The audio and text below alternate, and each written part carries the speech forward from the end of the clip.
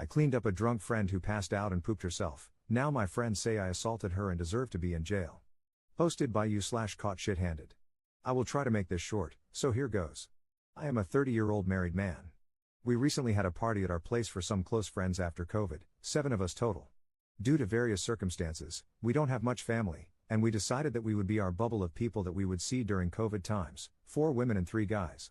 Long story short, we drank quite a bit, and everyone was planning to crash at our place. No big deal, nothing unusual. One of the girls, who had recently become single, drank a lot, likely due to the breakup, and passed out on the floor. I moved her onto the couch near us so we could continue talking while monitoring her, didn't want her to choke on puke or something. Eventually, she stirred, rolled over, and revealed that she had pooped herself, down her skirt and legs, also on my couch, but it was a crappy couch. Now it was a really crappy couch.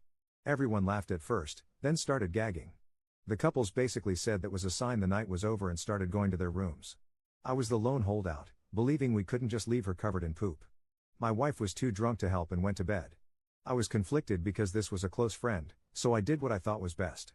I grabbed baby wipes and cleaned her up. To be clear, I did not touch her private parts at all.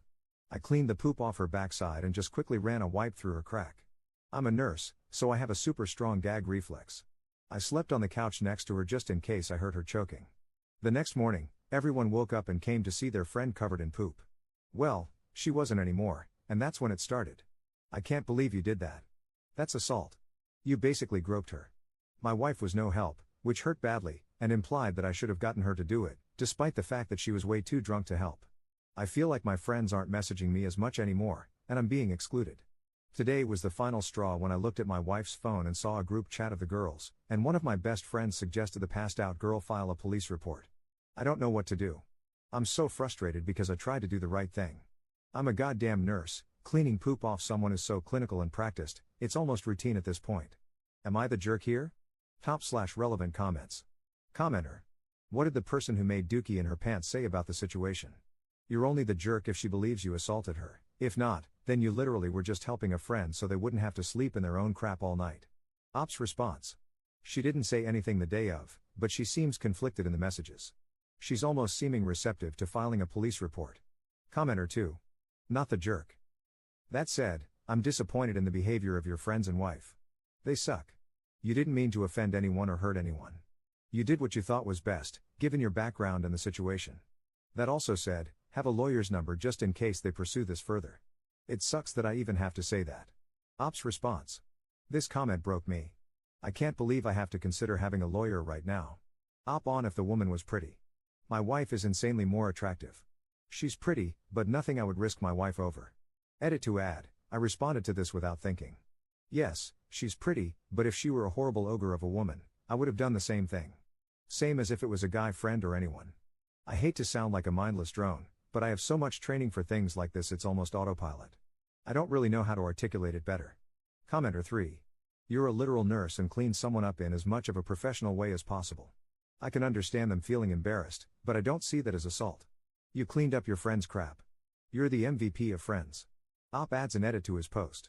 Everyone is asking. Not the same couch. Same room, different couch. Sorry, that was vague. The girl who had the accident was horribly embarrassed the next day and left shortly after. I didn't harp on it because I was trying not to embarrass her, even as everyone was calling me out. I apologized that day, which in hindsight kind of makes me look guilty of something. Op adds a second edit to his post.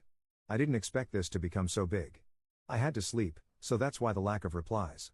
Basically, I'll try to answer the questions I saw over and over. I am in Canada. So when I said post-COVID, what I meant is my province is introducing social bubbles, people that interact with only those specific people. I recognize that COVID is still very much a pandemic. I've also seen a lot of people mentioning that I should stop associating with those people. This makes sense except for the fact, I'm not sure I mentioned, that we all became close because we don't have other family. They are really all I have. My wife was one of those close friends before we got married, which is why she still has those private chats, I guess. We also have a young child together, which is why I even had baby wipes in the first place. So leaving my wife really isn't an option I'm even entertaining, despite the literal hole I feel in my chest over this. And no, this may be a horrible thing, but I didn't have permission to read my wife's phone. She got a message on her phone, I picked it up, and it unlocked for my face. Her face unlocks my phone as well, we don't really have secrets that way. The messages were right there, Roughly 10 back and forth, and I couldn't help but read them. I know that's a violation of her privacy, and I wouldn't normally do that. I appreciate a lot of people saying that I was okay in my actions, but this will be the last response I make on this. The negative comments and messages I've been receiving privately are too much to take. The positivity sent by some people is outstanding, and I'm so thankful. I just can't keep reading messages that I'm a grapist or that I essayed my friend. After the pandemic, working insane hours, taking care of a baby, and now this. I'm emotionally drained to a point I've never been to. Mods can lock this if they want. Thank you for the support. Update 3 months later. Hi all. I apologize for the long delay. I meant to update sooner, but I just couldn't find the energy. I'll try to touch on the important parts. It's been a whirlwind few months, and I can't believe where I'm at now. I spoke with a friend that I cleaned up a few weeks afterward, privately. Good news on that front, she was actually horribly embarrassed and wasn't upset with me at all. She was grateful that I had cleaned her up and apologized for the couch, which needed to be replaced anyway, so no big deal. We started talking more openly afterward, and that's where everything fell apart. I mentioned that I saw comments on my wife's phone about calling the police and filing a report. Well, as much as it hurts to say this, due to the speed at which I read the messages, I misunderstood. It was my wife who suggested it, not one of the other girls, as I had thought. The friend showed me the conversation on her phone and let me read through it. Honestly devastating. I could feel my heart drop into my stomach, and I just felt cold. Turns out my wife has wanted to leave me for a while, and she tried to capitalize on this as a reason. We have tried online webcam couples counseling over the last 2 months, but I can't shake the feeling of being betrayed. It's over. We unofficially split 2 weeks ago but have not announced our separation. I am speaking with a lawyer to understand what I need to do for a divorce, something I never thought I would have to deal with. I walked away with enough money to rent a small place, my vehicle, my clothes, and my phone. I couldn't bring myself to take anything from her, so I gave her the house, 95% of our bank account, and she kept her SUV. I'm still in love with her, and I just wanted her to be safe in a comfortable home without anything to worry about. I make good money, so I'll be fine eventually. Our friends know something is going on but aren't 100% sure. The suspicions are definitely there. I take some solace in knowing that she was planning to leave me regardless, and my actions likely had little impact other than being the match she needed to start the fire. I'm sorry if this isn't the update you wanted, but I guess sometimes things don't work out with a storybook ending.